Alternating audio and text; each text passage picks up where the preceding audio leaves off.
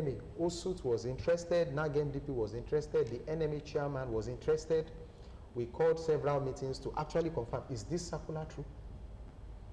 Because it is all about, it's just a time bomb, gunpowder. Well, will you also say that looking at the level of migration of many Nigerian doctors, you know, you see a lot of the Japa syndrome, and you discover that many Nigerian doctors are also leaving the country to seek greener pasture in foreign country. Yeah. What is the rate now? Has it reduced? We are aware that a few years back, 2-3 years back, it was very high.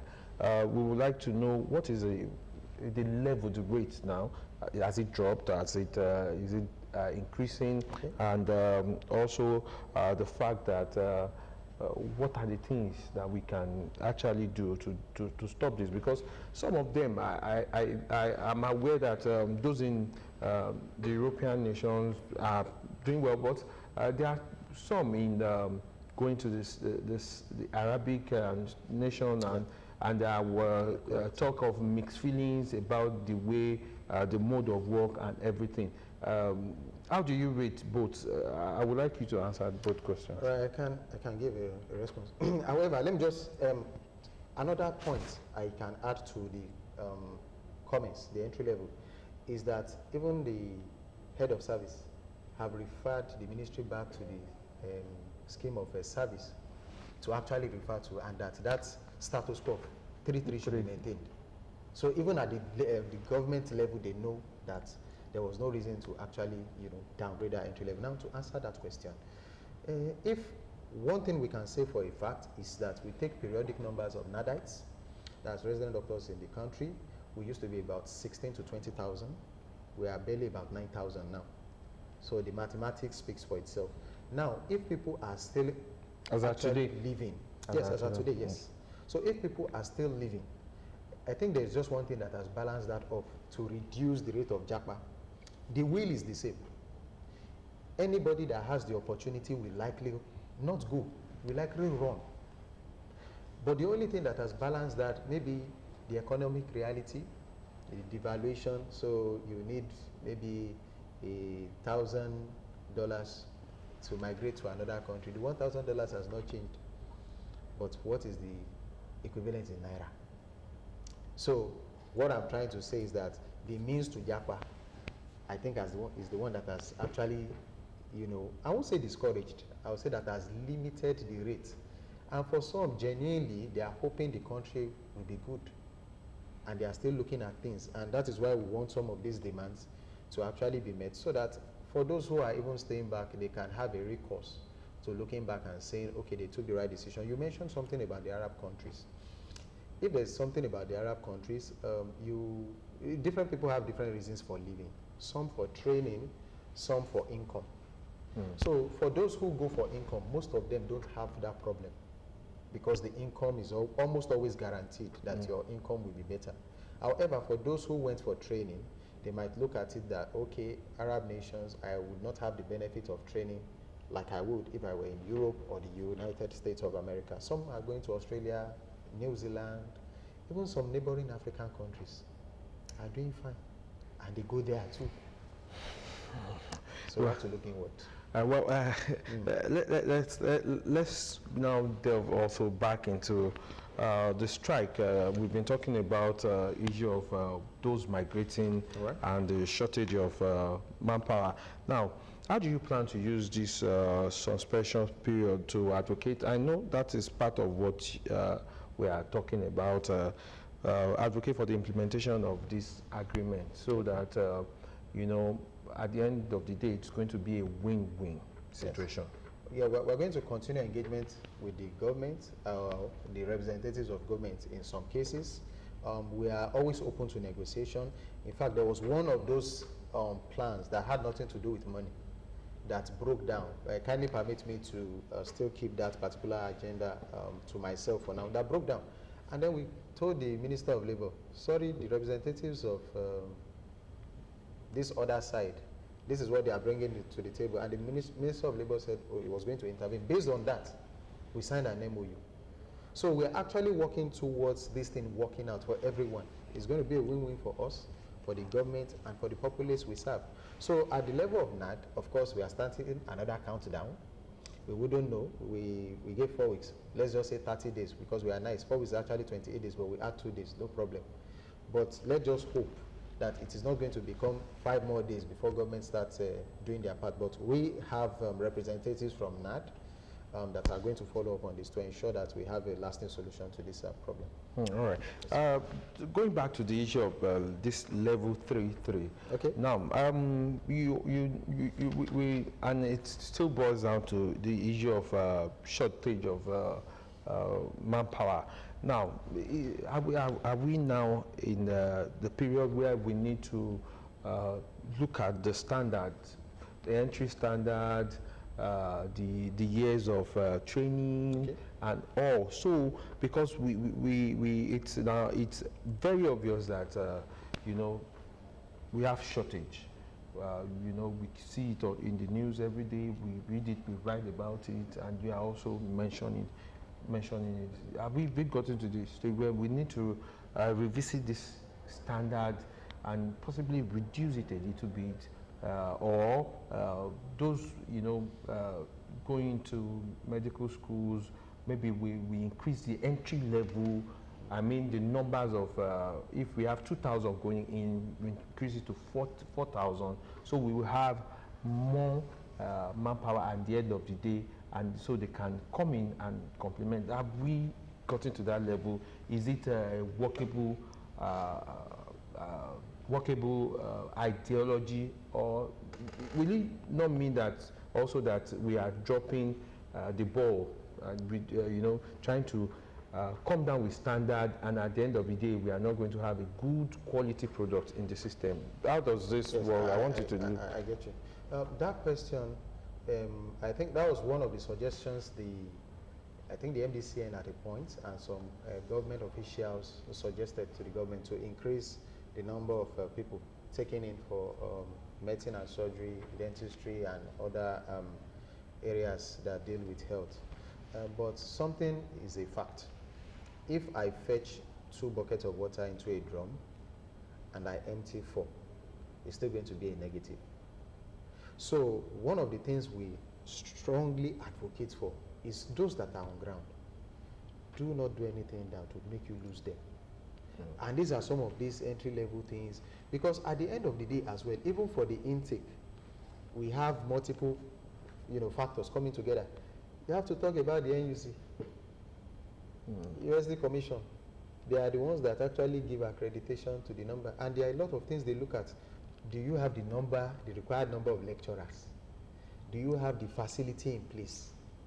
Do you have the practicability of training these people? Because if I have a hall of 500 people and I have 1 teacher at the front, I can assure you that from the middle of that hall down, nobody is listening.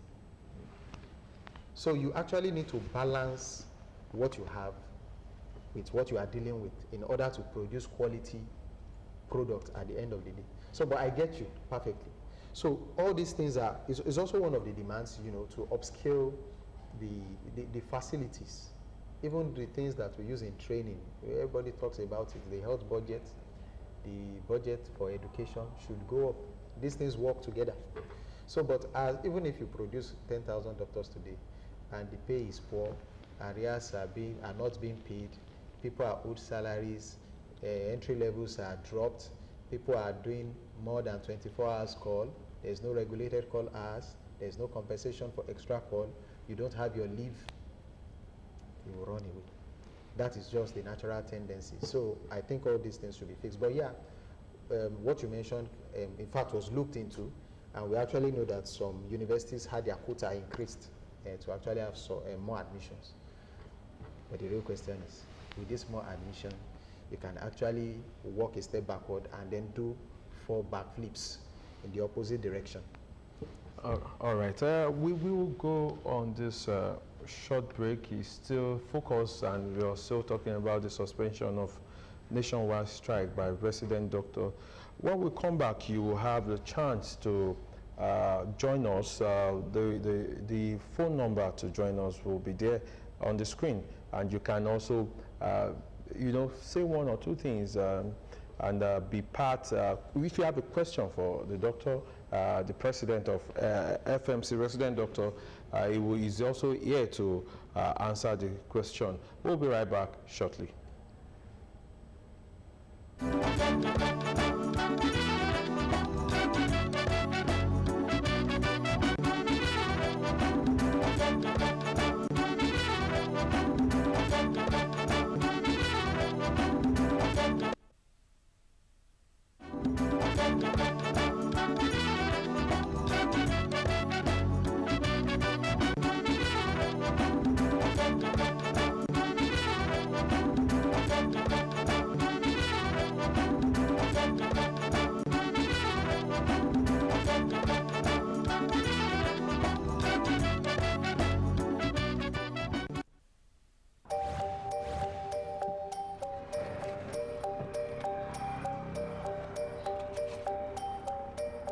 I just want your papers, please. Sir.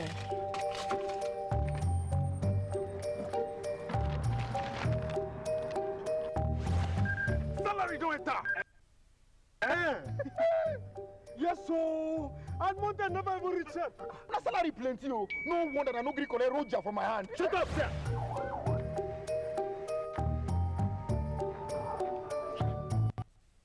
I'm here to bail my younger brother.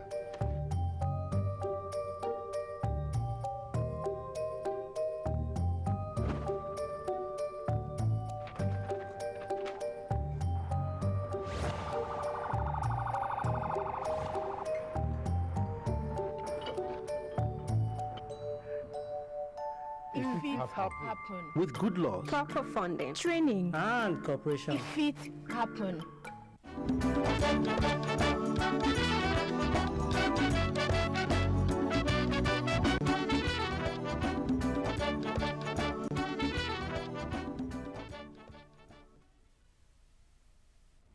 Yeah, you're welcome back.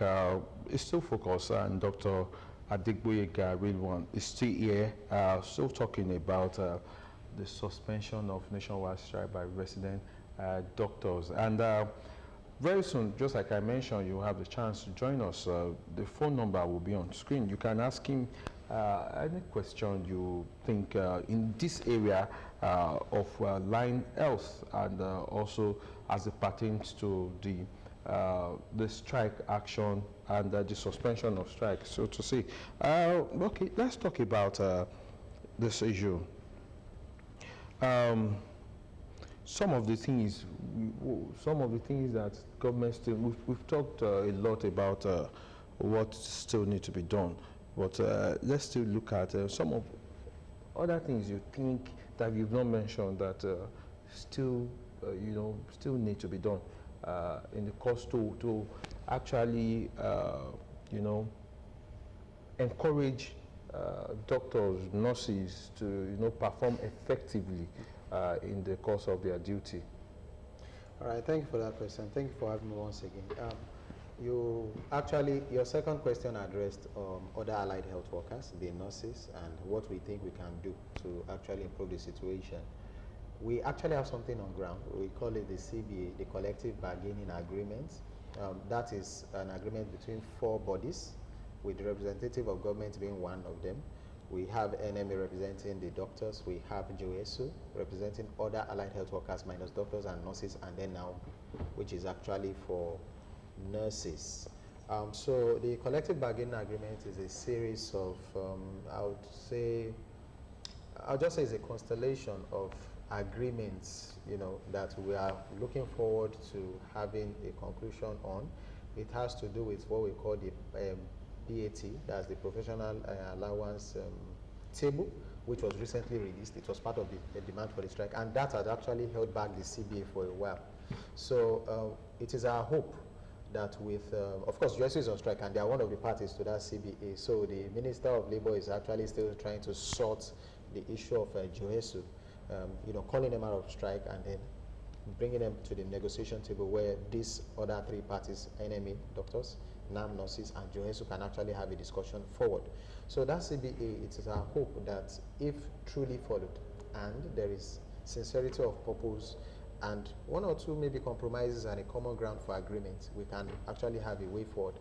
So that CBA is actually one of those things that are being discussed amongst others. And I think that is going to largely capture that question about how we think things can be improved amongst other allied health workers and doctors as well. Let's also, you mentioned the issue, disputes also with Joesu, and it seems this is a recurring issue among health workers. You know, today it's the enemy, tomorrow resident doctor, following Joesu and all. Some even believe that so far the demand of one have been met, the other one rises, and you know, it's like it's a plot among the health workers to let me. Some would say, okay, maybe you've already aligned yourself to start this month, the other one next month, and possibly May also starting. No, it's not. In fact, well, I thought about it that people could think that way, but I never for once thought it was a reality.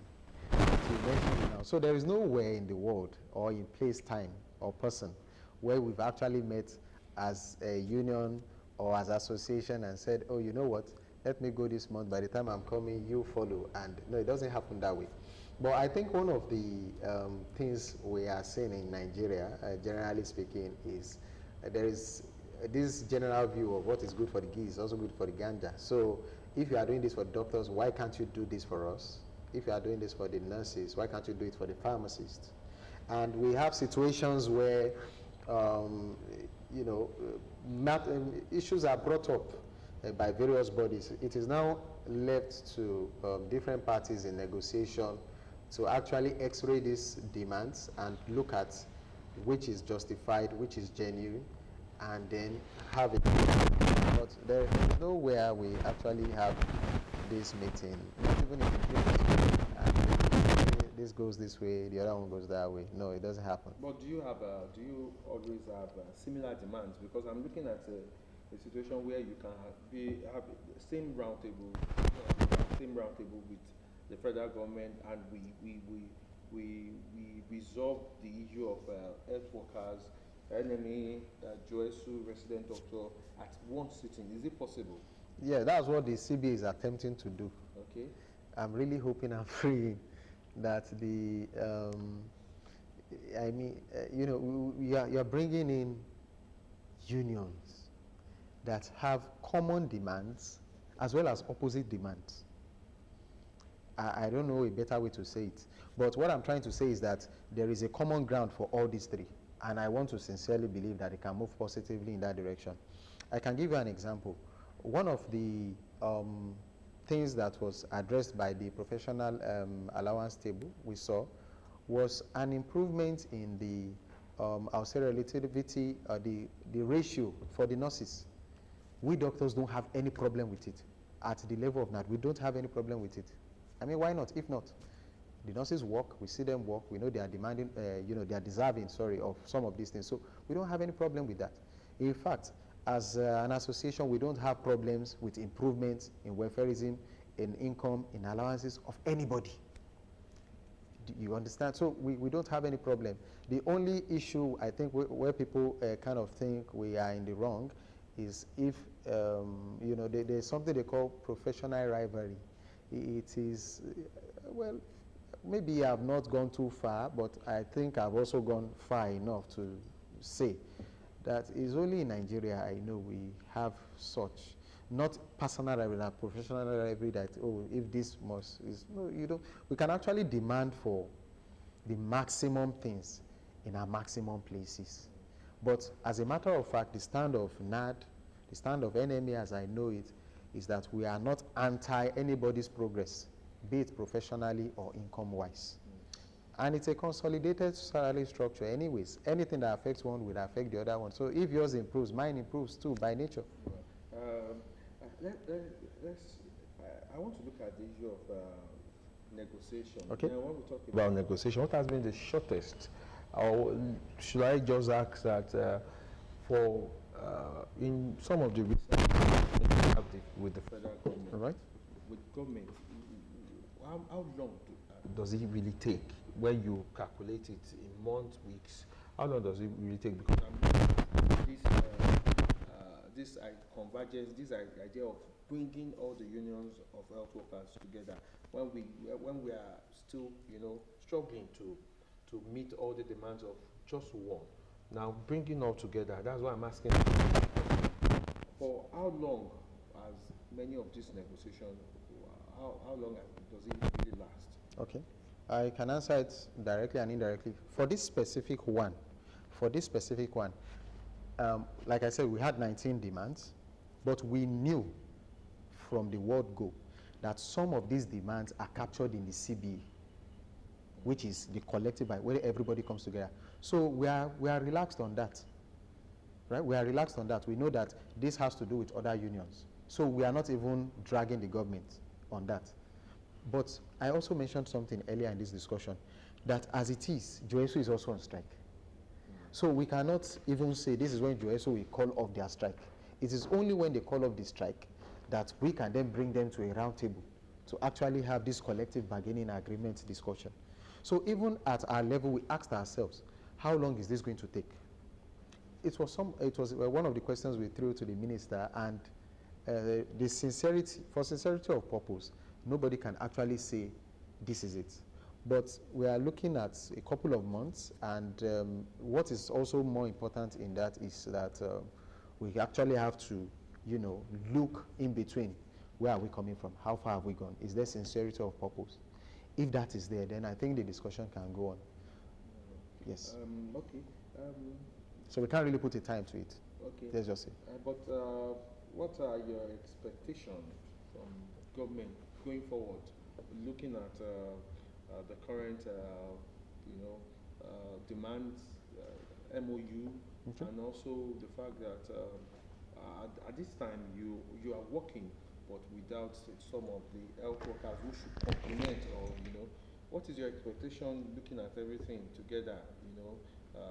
Demands from you, demands from Joesu, and I'm sure NMAC has one or two things they are still, looking forward to get from them. Okay.